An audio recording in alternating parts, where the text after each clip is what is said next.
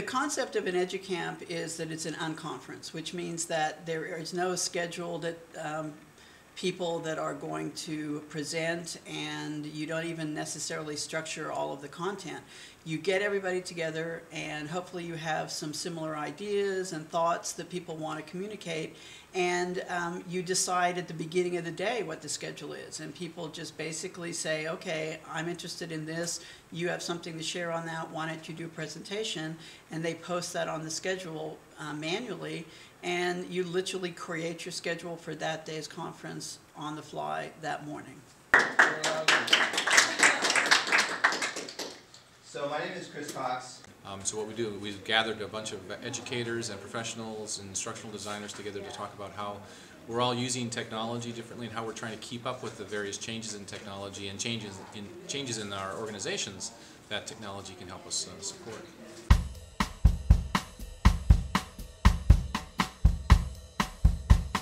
Well, what we're seeing is that both businesses and schools, the challenges that we have are not going away. As we find solutions to various pieces of the challenge, we find more challenges every day. Teachers are changing, schools are changing, students are changing, the people working in businesses are changing, the business climate is changing. And so we find that technology often gives us tools that we can leverage to help adapt to those changes and also maybe sometimes make those changes work more for us. Yeah, I can show you. But Show me. it's where, and I have my students do this. Things do go out as quickly as they come in, and one of the things that students in ITEC have to be prepared for is what's going to be the look and shape and feel of the job to come when they get out of the program. What's going to be the look and shape and feel of the technologies that they're going to have to know how to use to sell themselves into that job. Well, you don't know what they are anymore. It used to be we did, but now you don't. And so the professionalism that you learn here is how to stay up with the current trends, how not to invest in any one program that's going to be dying a year from now, and how to evaluate what's coming up and be able to track trends. Sort it by date, by ratings, by all sorts of things.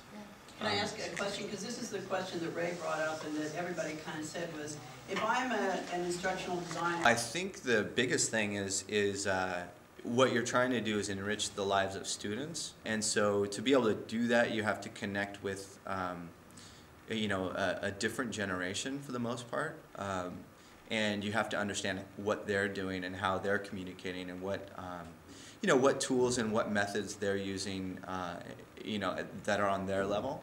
And I think when you can understand that, then you have a better chance at reaching them through information and sharing knowledge, I think.